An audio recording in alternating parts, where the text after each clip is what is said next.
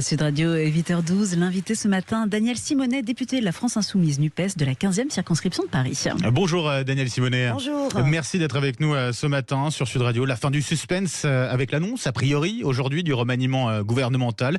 La prise de parole à venir aussi d'Emmanuel Macron ou encore la reconstruction après les émeutes. On va évoquer l'ensemble de ces sujets, mais d'abord l'affaire donc des Uber Files. Vous avez rendu les conclusions de la commission d'enquête dont vous avez été la rapporteure. Dedans, vous dénoncez l'existence d'un deal caché entre Emmanuel Macron et la plateforme Uber. Le président était encore ministre de l'économie à l'époque. Considérez-vous aujourd'hui avoir réussi à démontrer l'existence véritable de ce deal ? Oui, alors ça a été un travail extrêmement intense. Ça a été 6 mois de travail avec plus de 88 heures d'audition. On a auditionné 120 personnes. On a épluché énormément de notes aussi d'Uber et des différents ministères. Et en fait, on a travaillé sur 2 aspects. Premièrement, la question des Uber Files. Alors c'est quoi ? C'est de la période de 2014 à 2017. Vous avez un ancien lobbyiste d'Uber, Marc Magan, qui a joué le rôle de lanceur d'alerte et qui a transmis, il y a 1 an exactement, à un consortium de journalistes, dont vos confrères du Monde et de Radio France, énormément de documents, avec plein d'échanges SMS. Alors on a tout mis dans le rapport, ces éléments-là, et qui montrent bien que, alors que la plateforme était dans l'illégalité totale, c'est-à-dire qu'elle était vraiment en infraction, à la fois des réglementations sur le transport de personnes à titre onéreux, mais aussi du code du travail, des impôts, qu'elle avait y compris des méthodes, elle assumait, d'ériger l'illégalité en mode de fonctionnement.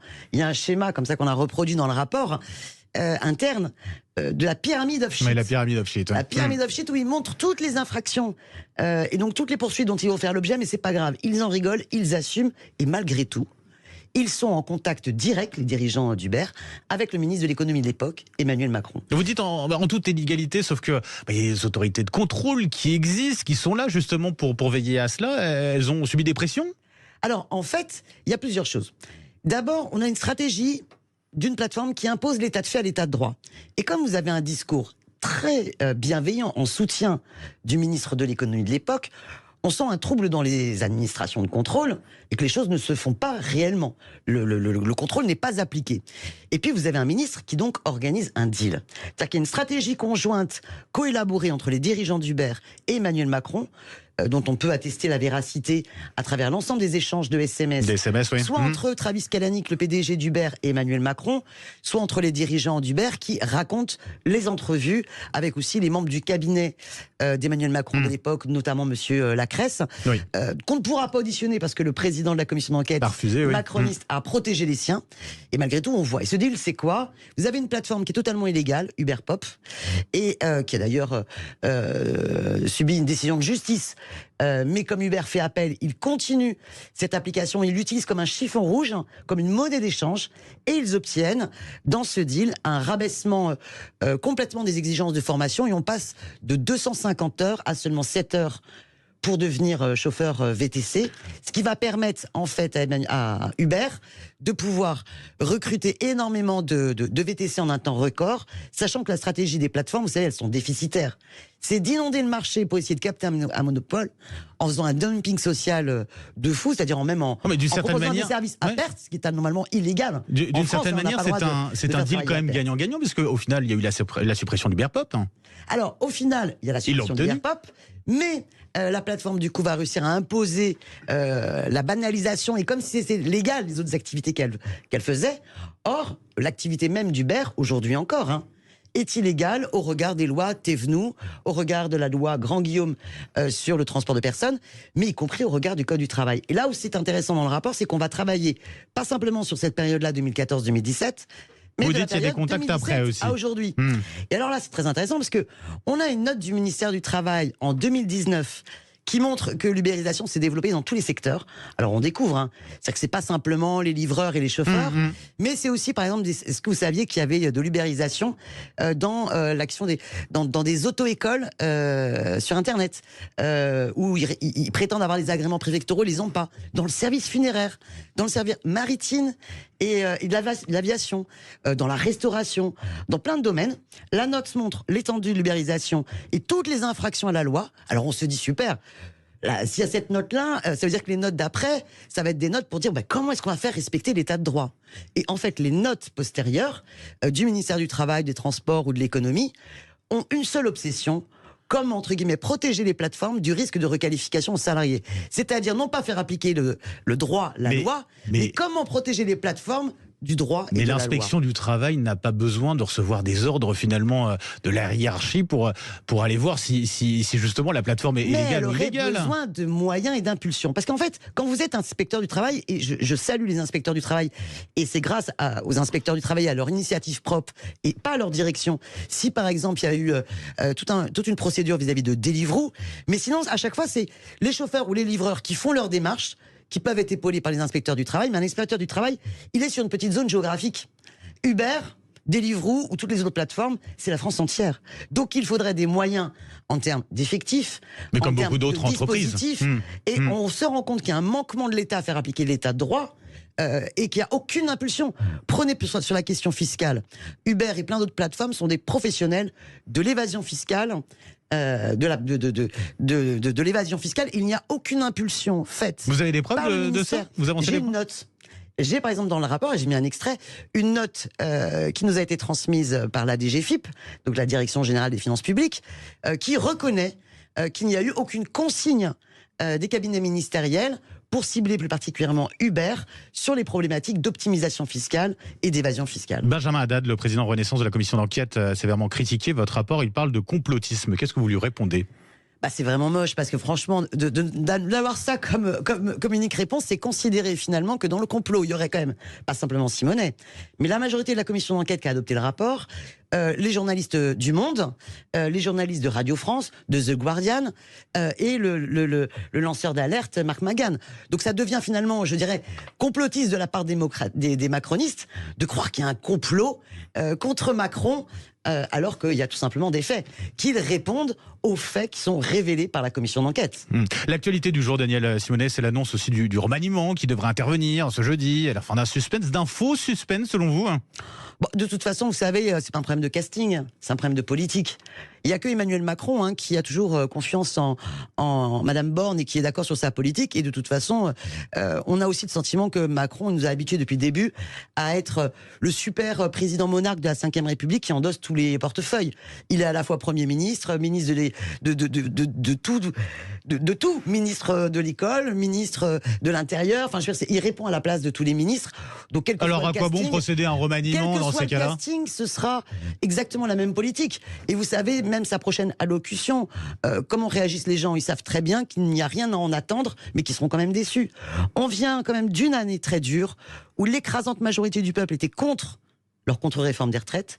Et ils n'ont rien voulu entendre. Ça a été une dérive autoritaire de 49.3 en 49.3 avec tous les autres articles possibles de la Constitution. On est là sur des records de chaleur, une crise climatique. Ils ont accumulé les articles, mais c'était légal en l'occurrence.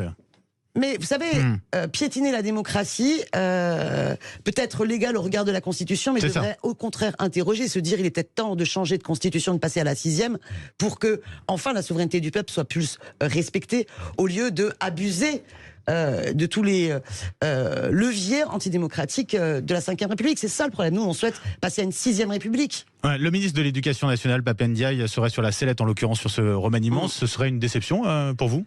Non, parce que je pense qu'on a un gros désaccord avec l'ensemble de sa politique, même si je salue ses prises de position contre l'empire bolloré, et il y aurait urgence à avoir un vrai débat sur la séparation des médias et des puissances économiques et financières de ce pays. C'était son rôle en tant que ministre de l'Éducation nationale. Pour la démocratie. C'est le rôle de tout démocrate de dénoncer cela. C'est le rôle de toute personne attachée à la liberté de la presse et à l'indépendance de la presse par rapport aux puissances économiques. Et c'était un acquis, c'était un élément du programme du Conseil national de la résistance au lendemain de la Seconde Guerre mondiale. Mais franchement, il faut une rupture des orientations politiques libérales, antisociales, anti-écologiques et antidémocratiques. C'est ça ce qu'attendent les gens. Pas d'un casting qui changera pas grand-chose sur le fond. Les reconstructions à la suite des émeutes après le Sénat, le projet de loi d'urgence arrive aujourd'hui à l'Assemblée. Est-ce que vous avez prévu de le voter, ce texte? Alors nous sommes bien évidemment en faveur des reconstructions et nous pensons extrêmement important évidemment que l'ensemble des équipements publics, qu'il s'agisse des mairies, des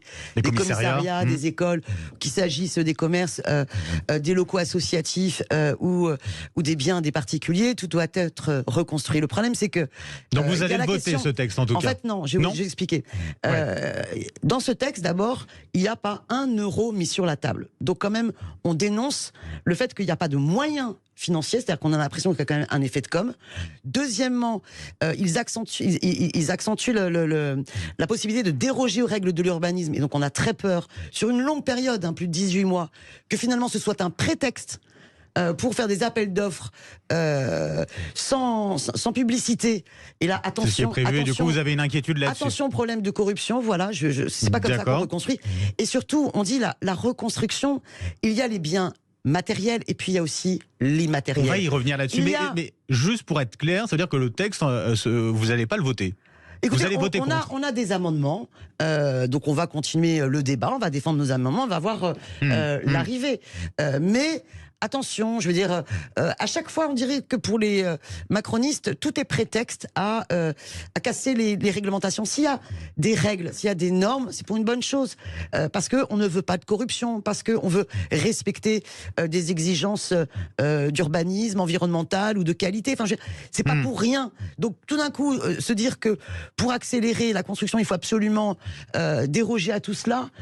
Moi, je pense que les collectivités aujourd'hui elles sont prises à la gorge financièrement, donc qu'ils mettent l'argent sur la table. Vous avez dit besoin d'une réflexion sur les causes, en l'occurrence, qui est nécessaire. Exactement. Pensons à la question de l'immatériel. N'oublions pas quel a été le point de départ de la grande colère qui s'est déchaînée. Ça a été la mort de Naël, abattue par un policier. La mort de Naël. L'obsession du gouvernement, c'est d'effacer la mort de Naël. Nous avons un mineur, qui a été tué par un policier. Donc on assiste à un homicide volontaire. C'est gravissime. Quelles sont les causes ? D'accord, sauf que c'est pas la raison de l'ensemble des émeutes qu'on a vu ensuite. Vous pensez que ça n'est pas le déclenchement ? Le déclenchement, vous pensez que ça n'a pas été le déclenchement peut-être, mais est-ce que ça explique par exemple ce qu'on a vu, notamment dans les magasins qui ont été pillés, tout ça ? Je pense que ça explique le déclenchement de la colère. Après, il peut y avoir plein d'éléments complexes qui se mettent en place. On sait aussi que la pression de l'inflation, on sait aussi qu'il peut y avoir aussi des gens qui s'immiscent dans ces colères. Mais le point de départ, c'est la mort de Naël, et le gouvernement n'a eu ni un mot, ni une mesure pour s'y attaquer. Il faut comprendre comment est-ce qu'un policier a pu se sentir autorisé, permis de tuer en toute impunité.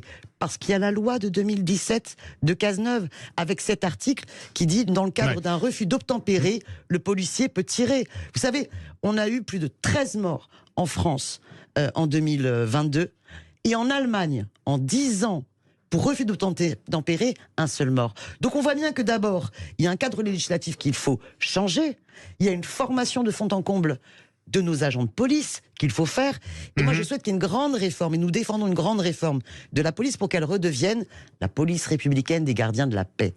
Pas des forces de l'ordre. Parce qu'elle n'est pas républicaine aujourd'hui. Aujourd'hui, on voit que le pouvoir l'utilise en force de l'ordre pour réprimer toutes les manifestations, les mobilisations. On sait que depuis des décennies, il y a un problème de violence policière dans les quartiers populaires que le gouvernement ne veut pas avoir. Nombre de rapports et d'études montrent qu'il y a un problème de racisme systémique dans la police, sans qu'il n'y ait aucune politique pour y répondre. Nous sommes attachés à l'idée d'une police républicaine. C'est dur pour des policiers d'entendre que la police est raciste. Mais c'est dur pour des policiers. Je vais vous dire, c'est dur pour des policiers qui sont racisés d'être victimes aussi du racisme de leurs confrères. J'en ai déjà rencontré. Donc, quand on dit qu'il y a un problème systémique de racisme dans la police, ça ne veut pas dire que tous les policiers sont racistes. Ça veut dire que quand on donne comme consigne le contrôle aux faciès, quand depuis Nicolas Sarkozy, vous avez une politique du chiffre qui fait qu'un commissariat va être mieux noté s'il a contrôlé beaucoup de jeunes en possession d'un peu de shit, ou un commissariat qui aurait fait beaucoup d'arrestations de personnes en situation administrative irrégulière, ils sont mieux notés que s'ils ont mené des enquêtes pour élucider, à un moment donné, la source d'un trafic ou un gangs qui organisent des cambriolages. On veut une police républicaine, des gardiens de la paix, garante de notre sécurité et de notre sûreté. Et on avance rapidement. 2 dernières questions. La loi anti-squat d'abord. Vous contestez son adoption devant le Conseil constitutionnel. Les sages doivent statuer sur la validité du texte d'ici la fin du mois. Vous pensez avoir une chance d'obtenir gain de cause ici ? Alors écoutez, c'est difficile de savoir ce que le Conseil constitutionnel dira, mais c'est un sujet qui me tient à cœur. Nous sommes allés déposer notre recours en annulation au Conseil constitutionnel ce mardi. La crise du logement est terrible. Vous savez, il y a plus de 4,1 millions de mal logés. Et il faut savoir qu'avec l'inflation, avec l'explosion, on en parlera peut-être tout à l'heure, l'explosion des charges énergie et l'explosion des loyers, vous avez eu une explosion des expulsions locatives. Et cette loi, en fait, elle va considérer que des locataires qui sont en situation d'impayé de loyer, pour tout un tas de raisons, et je pense que ceux qui nous écoutent comprennent à quel point en ce moment, pour certains, c'est dur. Eh bien, s'ils souhaitent rester dans leur logement, parce que vous êtes avec vos enfants, et que vous n'avez pas envie de vous retrouver sous un pont à la rue, eh bien, vous allez être criminalisé. On réduit les délais pour faciliter votre expulsion, votre criminalisation et les peines d'amende et de prison que vous pouvez encourir. Donc on demande au Conseil constitutionnel d'analyser cela parce que c'est, selon nous, contraire au principe finalement à valeur constitutionnelle qui est le droit à la dignité humaine, le droit au respect de la vie privée, le droit au logement. Pour terminer, Jean-Luc Mélenchon qui vante l'action révolutionnaire et subversive après avoir rattaché le CRIF à l'extrême droite. Est-ce qu'il n'y a pas un problème aujourd'hui, Mélenchon, au sein de la France insoumise? Est-ce qu'il ne vous crée pas plus de problèmes que le bien? Non, pas du tout. La question n'est pas de rattacher le CRIF à l'extrême droite. La question, elle est de dire attention, ne faites pas le trait égal, ne sombrez pas là-dedans à dire finalement la NUPES ou la France insoumise égale l'extrême droite, parce que ce faisant, vous contribuez à la banalisation de l'extrême droite. Attaquez-nous sur le fond de nos idées, ce que nous défendons. Mais par contre, je le dis, la situation de la progression de l'extrême droite dans ce pays est un problème extrêmement grave et un danger pour notre démocratie. Il faut que le CRIF accepte de discuter avec nous pour voir quelle stratégie on mène de lutte contre proposez l'extrême effectivement droite. de discuter avec le CRIF. Mais bien sûr, il faut lutter contre l'extrême droite, il faut lutter contre toutes les formes de racisme et d'antisémitisme. Et attention que pour des intérêts politiciens, certains, et on voit bien, ça a été tout le rôle de la Macronie, de Yael Braun-Pivet, de finalement contribuer à nous diaboliser, nous, pour mieux dédiaboliser l'extrême droite. Attention. Vous savez, la République, elle est indissociable de la lutte contre le racisme et l'antisémitisme. Et vous demandez donc l'apaisement avec le CRIF et pourquoi ne pas nous justement pas de cible. Discuter avec eux. Daniel Simonet. Et sur la révolution, je suis attaché et nous sommes attachés à une stratégie révolution citoyenne. Ça veut dire quoi? On passe par les urnes. Par les urnes, il faut pouvoir changer le modèle et l'enjeu écologique qui est devant nous exige une rupture avec le système productiviste qui aggrave et accélère et est la cause de cette crise écologique, et l'implication citoyenne est d'autant plus nécessaire et c'est ce qui fera avancer l'enjeu écologique. Daniel Simonet, député LFI NUPES de Paris. Merci d'avoir été avec nous ce matin sur Sud Radio et très bonne journée à vous.